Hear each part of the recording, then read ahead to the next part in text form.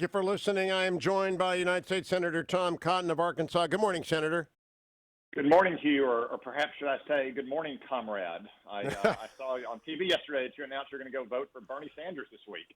I am. I'm going to do it today, as a matter of fact, because the early excused absentee in person is allowed. I don't know if I'll be in Virginia on March 3rd. So, Bernie, a choice, not an echo, Senator. A choice, not an echo. Feel the burn, Hugh. Feel the burn. Senator Cotton, what is your best estimate of how long the Senate trial will last? Hugh, it's really up to the senators as well as to the two sides. I can tell you that this week will probably be done with the opening arguments of the two sides. I expect some procedural debate and votes today, and then the House Democrats will make their argument Wednesday and Thursday, and the president's lawyers will make his arguments Friday and Saturday. I suspect that we'll adjourn then for the holy day, and then be back on Monday for time for senators' questions and for debate. So probably by the middle of next week, the issue will arise whether there should be any more witnesses called, and that will depend, obviously, on how the process goes this week. I for one, having reviewed the material submitted over the weekend and knowing the weakness of the House Democrats' case, don't really see the need for additional witnesses, but some senators still have yet to make up their mind on that question. Is it possible this will go months?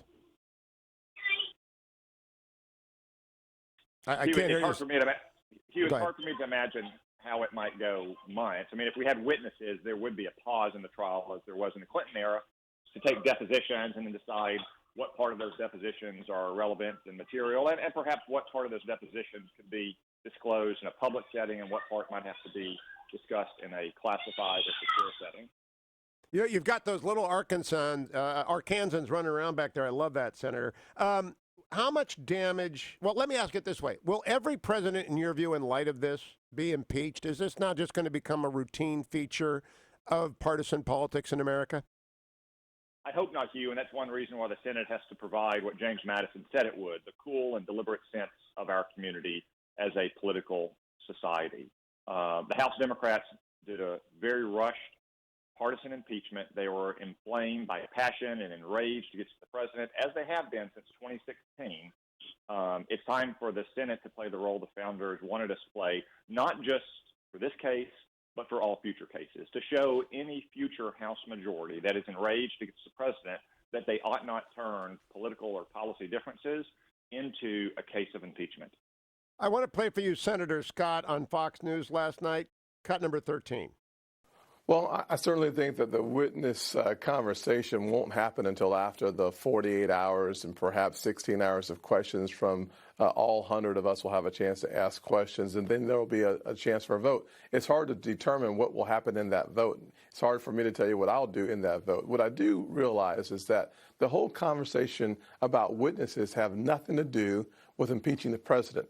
It has everything to do with removing at least 4 senators from office who are Republicans. The entire process of calling witnesses that were not heard in the House is about getting Cory Gardner to take tough votes. It's about having Susan Collins take tough votes. It's about having Tom Tillis in North Carolina take tough votes. It's about Martha McSally taking tough votes. The subplot to having witnesses before the Senate has nothing to do with illuminating the case or bringing more information to the surface. It has everything to do with putting those pivotal senators between a rock and a hard place. And that Stop right there. Do you agree with that, Senator Cotton?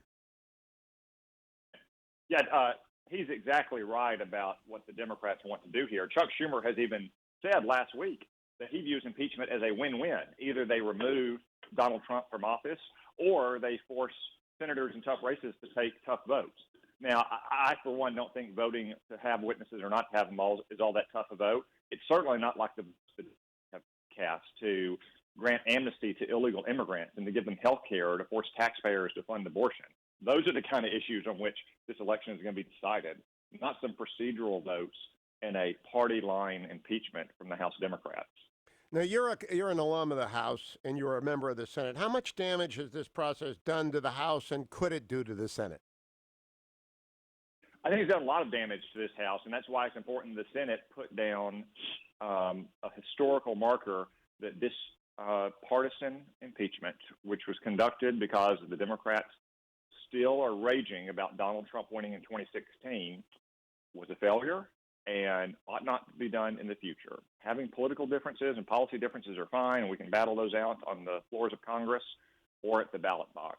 But it ought not to be turned into an impeachment. That's why it is so important the Senate actually approach this in a sober and serious manner, unlike the House, give both sides their say, and conduct ourselves in the way that James Madison said, which is that we would sometimes have to provide the correction that looked after the long-term interests of our country as against an enraged partisan House.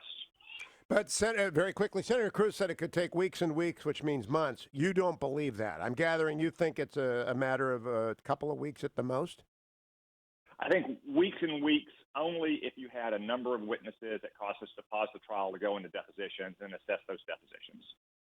All right, Senator Tom Cotton, thank you, my friend. Follow him at Tom Cotton, SEN Tom Cotton on Twitter. Follow me to hour number 3. Another of his colleagues, Senator Perdue, joins me, and we continue to focus on the impeachment trial, which gets underway today in the Senate, right here on the Hugh Hewitt Show.